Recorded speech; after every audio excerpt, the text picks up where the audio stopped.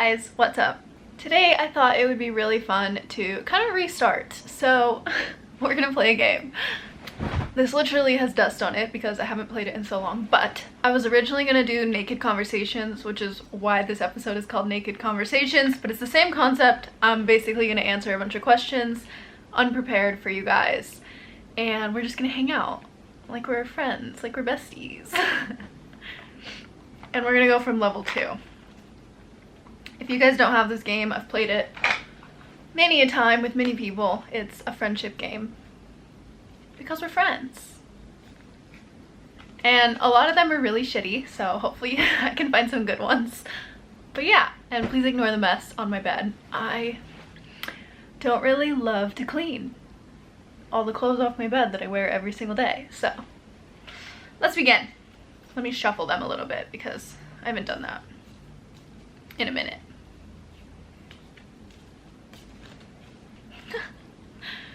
Jesus Christ, we're getting deep immediately. Okay. What's one thing you never said about your ex but said to your ex but wish you did? My ex, my last official like boyfriend, or my ex, I wish that I said to him,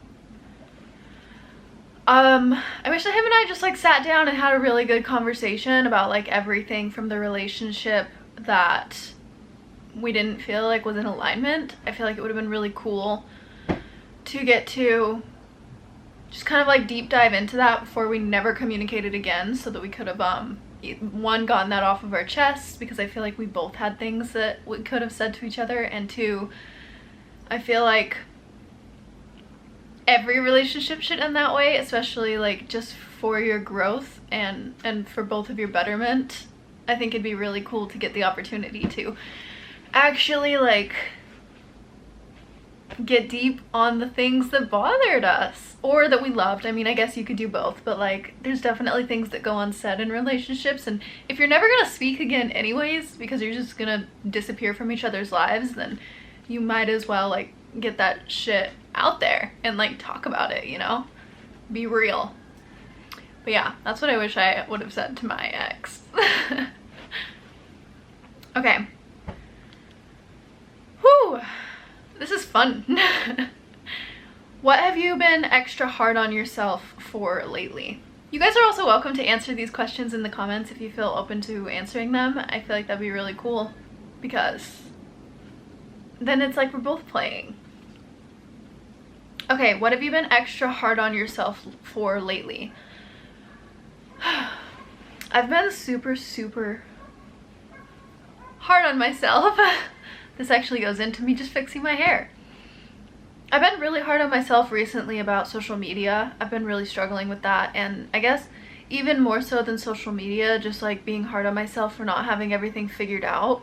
I feel like I put so much time and energy into social media, and it kind of puts a little bit too much pressure on myself, and I feel it from other places also, but I guess I think that like a lot of it comes from just like thinking I'm supposed to be a lot of things that I'm not right now. And you know, the whole point of life is a journey, and I try to remind myself and be super compassionate with myself when it comes to that stuff. But I definitely, like recently it's been really heavy on my chest, and like just trying to make the right moves in life, and like yeah, all these things that have to do with like, they're kind of constricting, and it comes down to I just need to be who I am.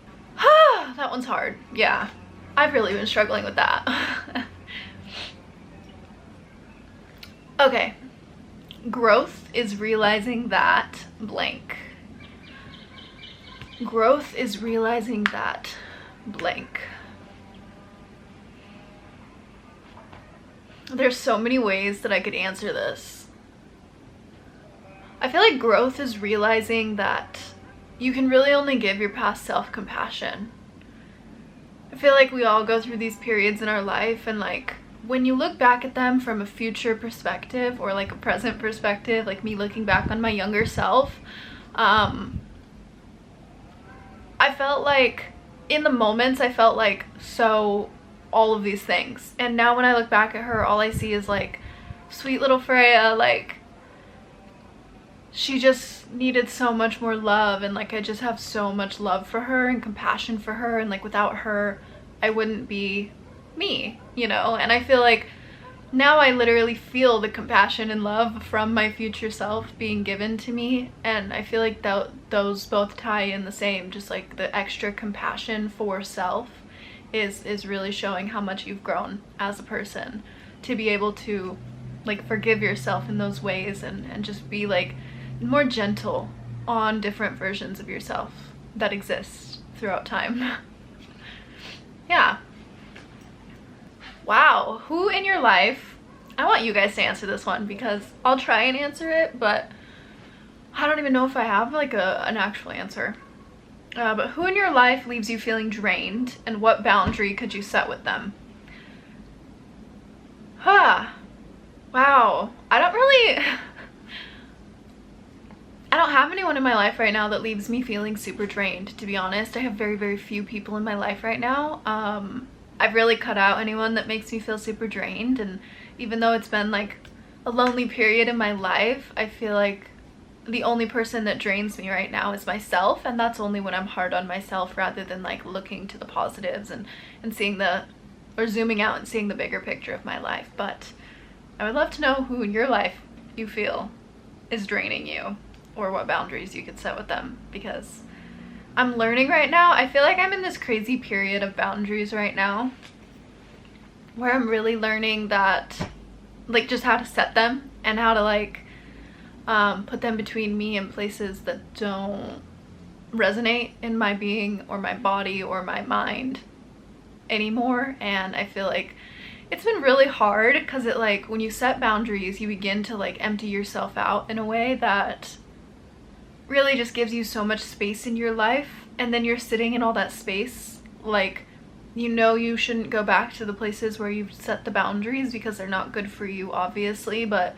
there's so much space that you kind of have this little internal battle of like what to do with yourself. And I guess that's just where I'm at right now with that, and boundaries in general. Is just, I always pull this Rumi card that which one is it? I feel like it's From Nothing to Everything is the card that I always pull from this Rumi deck that I have. And there's this one section in it that says, right now you're being emptied out so that you can be filled again. And I feel that so deeply, like on this immense level of just like, I feel empty, like, but so full of like life. Like I have so much, and I feel like I'm like, there's just so much more to come, or like for me to experience and like be in, and I feel like I'm emptying so I can do that. But yeah, that was a random segue. Who was your earliest crush and one thing about them? How early are we talking? Because boy, if I had a lot of crushes in my life. I think I'll go back to elementary school. Is that early enough? I have one from preschool too, but I don't know if that really counts. I don't even know if elementary school counts. My earliest crush was this kid named Skylar, and I had this huge crush on him because him and I had the same birthday. You wanna know, it's kind of hilarious. I know I don't know what content of mine he watches. Hopefully he doesn't watch this. But like a few weeks ago, he literally sent me a message on my Instagram account. I was like, oh my god, hi, like you're doing so well, how are you, da da da. And I just laughed because like back in elementary school, I couldn't get the time of day from him, you know, like I just was another girl, you know, just wild. Never, you know, you never know who's gonna reach out to you later in life. You never expect it to be those people, you know. You always think it's gonna be someone else, but it's never them. This is a good one. What's the best, worst thing that's ever happened to you? I feel like this is gonna be a hard one because it was such a hard thing for me. But a few years ago, and I've written so much stuff about this, sensitive subject, but I was in a really unhealthy, abusive relationship, mentally abusive, and it was really, really hard for me, and it was so terrible. And yet the amount of rebirth that has come from it and growth on my side has probably been one of the best things that's ever happened to me. I wrote an entire book because of that experience. Like, I completely shifted who I am, and I kind of like lost myself to find myself. And yeah, I feel like so much immense growth has come from that experience, even though it was so incredibly hard to be in, and like hard to see. So many different aspects of it were just like some of the most difficult things I really experienced, with different people, with the relationship, with losing myself. Like, all those things were so hard. But like 3 years later, where I'm at now, I'm like, I've grown so much so quickly because of that experience.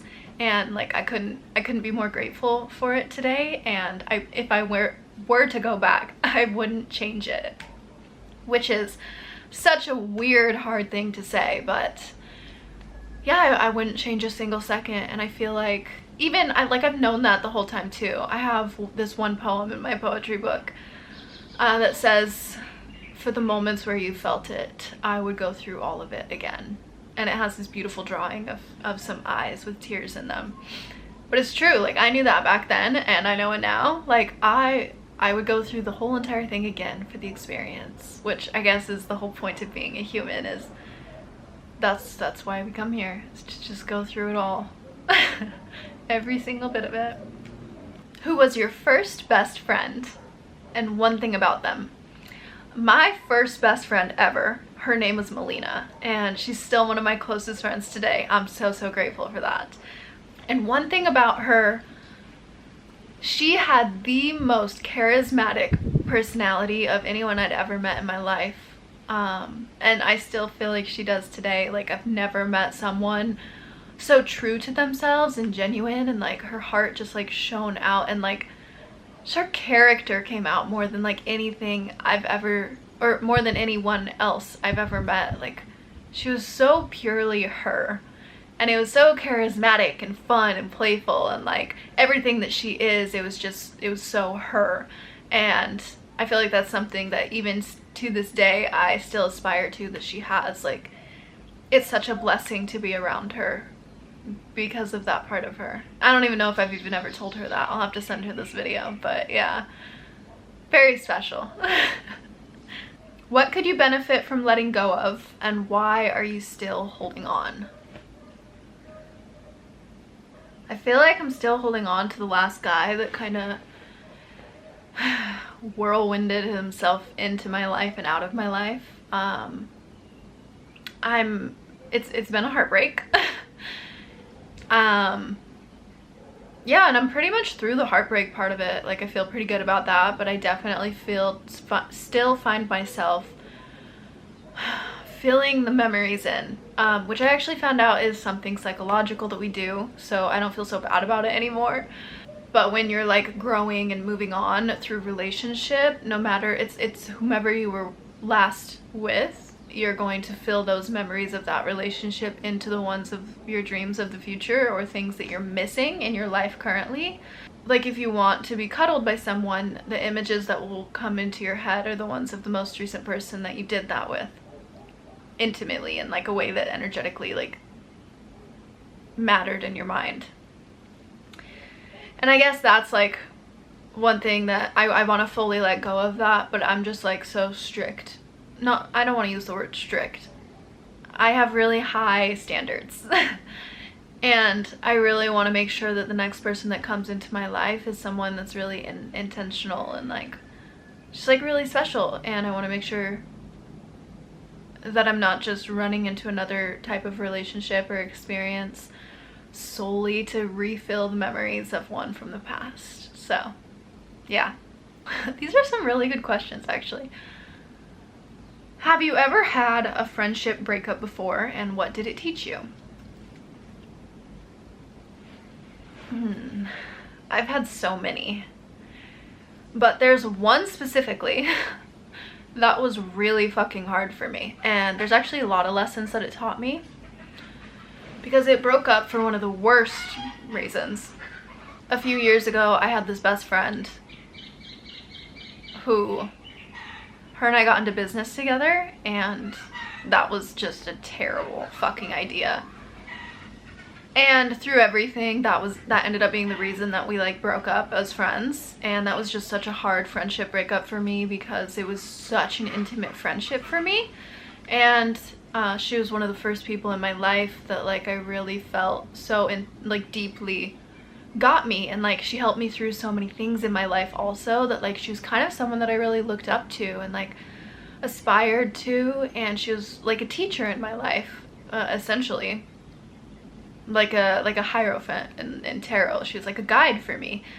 And to have us or our friendship end in such a like dramatic way and just like really unfulfilling way was really difficult. I feel like it just taught me, above everything, don't ever go into business with your friends. But even more than that, like, gosh, I'm writing about this in my next book, so it's a concept that I haven't fully like been able to grasp into words in the way that I want to write them into words yet. But yeah, never go into business with your friends, and I guess just appreciate them more while you have them, because you never know, chicken, you never know when they're gonna leave, and you never know like what's gonna be the trigger that causes them to go. I feel like just be more present with your friends and appreciate them while you have them, because friends come and go and you never know how often you're gonna get the really deep ones, you know? Yeah. Okay, my neck and back are starting to really hurt from this position. I might have to twist. Better. Oh, I put a bunch of blush on today and I feel like it makes me look so like warm and cheeky and cute, and I'm like really into it. My hair is also super natural, which doesn't happen that often. I'm burping. What are you procrastinating right now, and why does it feel so hard? It's a good question. I feel like all of these have been really like deep questions. I guess that's really good. Right now I've really been procrastinating my tea company that I've been trying to start. Every time I touch it and like try to make the teas, I just like, I don't want to come from the wrong energy, and I've really been struggling with like, I tried to box a bunch of teas today, and the whole time I just felt so much constriction, and like just like all these thoughts were coming up of like things that could go wrong. And I guess that's pretty normal when you're starting a new business or whatnot, but yeah, it was really hard. Like, I don't know, I want to make sure that I'm doing something that really fills me with just like so much passion, and I don't know how to know if what I'm doing right now is doing that, you know? Because you have to build it first to know if it's going to be something that like feels good. And like, I've already put so much, camera had to restart. But yeah, that's the thing I've really been procrastinating, and it's been really hard. I don't even know right now if I'm gonna do it. What text would you send right now if there weren't any when I can't speak, if there weren't any consequences? I'd probably tell someone that I shouldn't tell that I love them. I still love them. And you know, I mean, I'm just the type of person to remind everyone how much I love them, but I know that if I did that to this person, they would like, hold on, I want that, so can't do that. But I mean, I always still love everyone. Like, I love everyone I've ever come into contact with, you know? I'm just a loving person. I feel like I have been my whole life, and it gets me in trouble sometimes, but it's better than not being loving. When do you feel most like yourself? Who are you with, and what are you doing? I'm with my best friend Kaya, and we could literally be doing anything, and I just feel like so me. Like, I just feel like she loves me for every sense of who I am. I don't have to wear a certain thing, and I can look stupid. I don't need makeup, or I can eat whatever the fuck I want. She wouldn't give a fuck if I didn't have like a hot body, or like if I didn't feel confident and I was just mad at the world and I just wanted to complain. Like, she wouldn't give a fuck about that either. You know, that just that makes me feel so safe around her, and we both are able to share that part of ourselves, and it just feels really good. And yeah, that's when I feel the most like myself. I hope hope I can learn to feel that way on here. I would love to share that with everyone, because I'm pretty cool when I'm like chill. I'm actually like way more of a human when I'm not trying so fucking hard. Jesus Christ. What have you learned to accept about yourself with time? I feel like with time I've learned to accept that this is kind of a hard one, because I didn't used to have a problem with like the way that I looked or the way that I like was perceived until I started doing social media. But I feel like after, I've literally been on social media for like 10 years now, and I feel like after all this time I'm finally learning that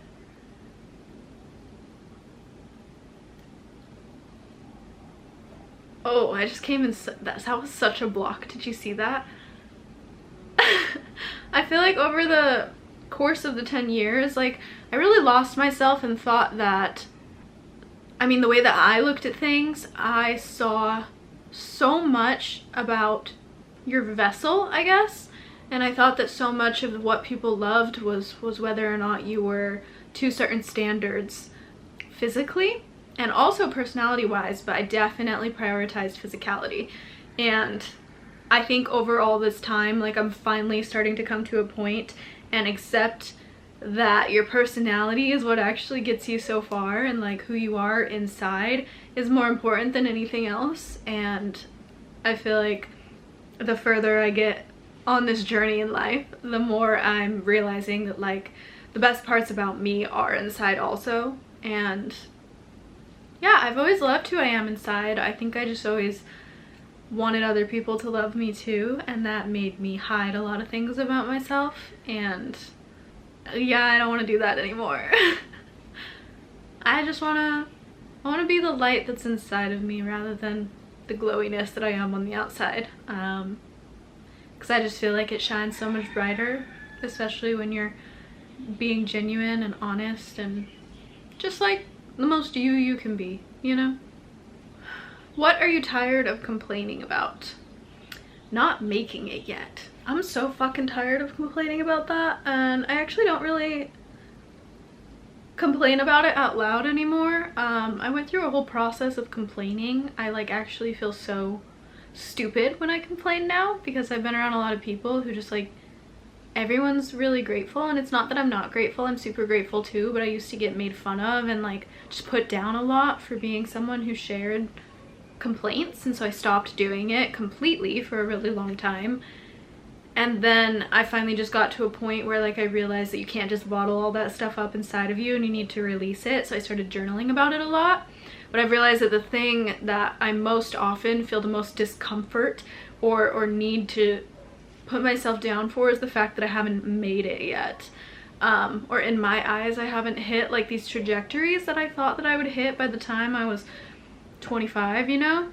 Yeah, that's just been like a whole journey, and I don't want to complain about that anymore, because, you know, I'm coming to a point where I'm realizing that everyone's on their own life path, and, you know, making it isn't making it in the way that I used to see making it as. Like, making it is your everyday life and how much joy you're experiencing in the present day or the current time.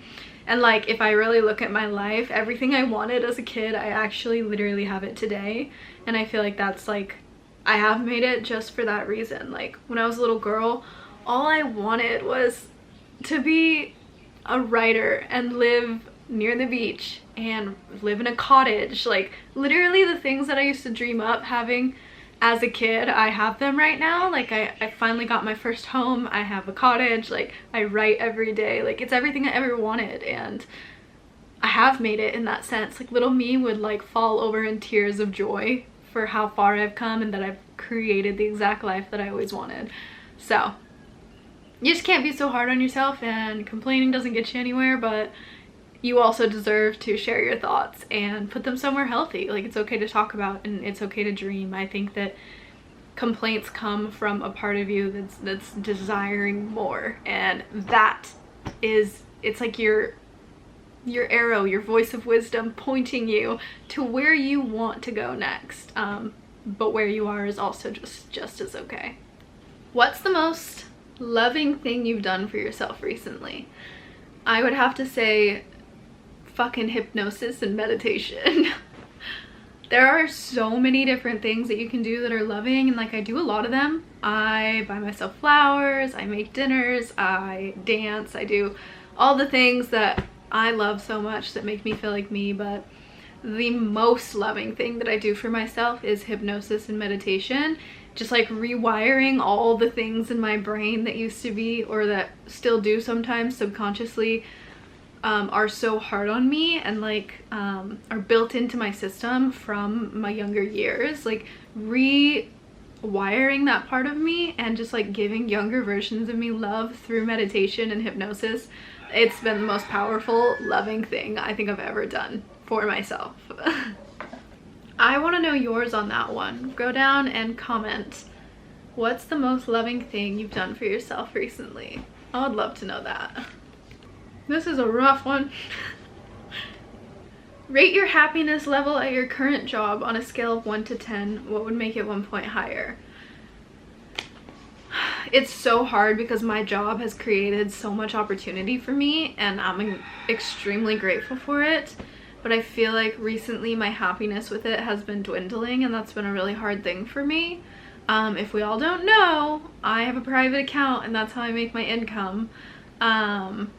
It used to be so like inspiring and fun, and I don't know what's happened recently within my mind, but I feel like I've just like hit a dip where I have a lot of desires to do a lot of things that don't correlate to my body and like how I look, and I think that's really made it hard for me to do my job recently and like just be as happy as I used to be doing it. I still like find moments, and I only try to create content when I feel the most inspired with my body and happy in my body. But yeah, so that, I guess I don't really believe in ratings. I haven't my whole life. I'm not like a numbers person. I don't think you should ever put anything on a scale, and because of that, like I don't really think I should rate it. I just think like what would make it better would probably be finding more ways to create content that doesn't have to do with my body. The hard thing is that everything I've built on social media came from times when I was inspired by my body, and that's how I've always like made it. And I don't know, I've been trying to transition it, but it's a really hard transition when your entire audience is built on stuff like that. So I guess I'm doing everything I can. This is step 1, just hanging out and talking and actually being a person. It's really important to me, so yeah. What is the hardest part about making new friends for you? Whew, I have a really hard time making new friends. I don't know why. I've had this my whole life. Honestly, it literally makes me emotional to talk about it. I've always had a hard time making friends, and like recently and right now I'm in a really hard period of not having very many friends. Usually I make friends through other friends because that's where I feel the most comfortable, and like in public settings and stuff I'm just like a really quiet person, and it takes a lot for me to feel super comfortable. So in that I just have a hard time like going out and being in the uncomfortable in new settings, especially in like public settings and social settings.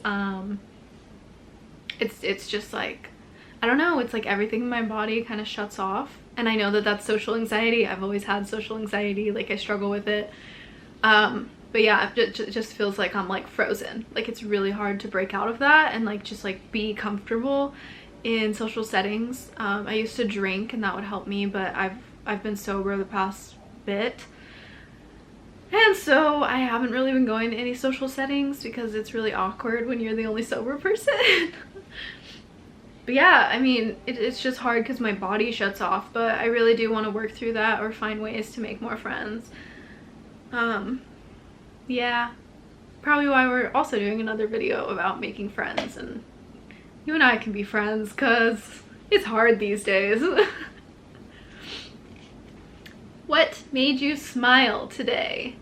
A couple of things. I woke up pretty happy, to be honest. I did some journaling. I was kind of uncomfortable journaling, but I made an amazing matcha that made me really happy and smile.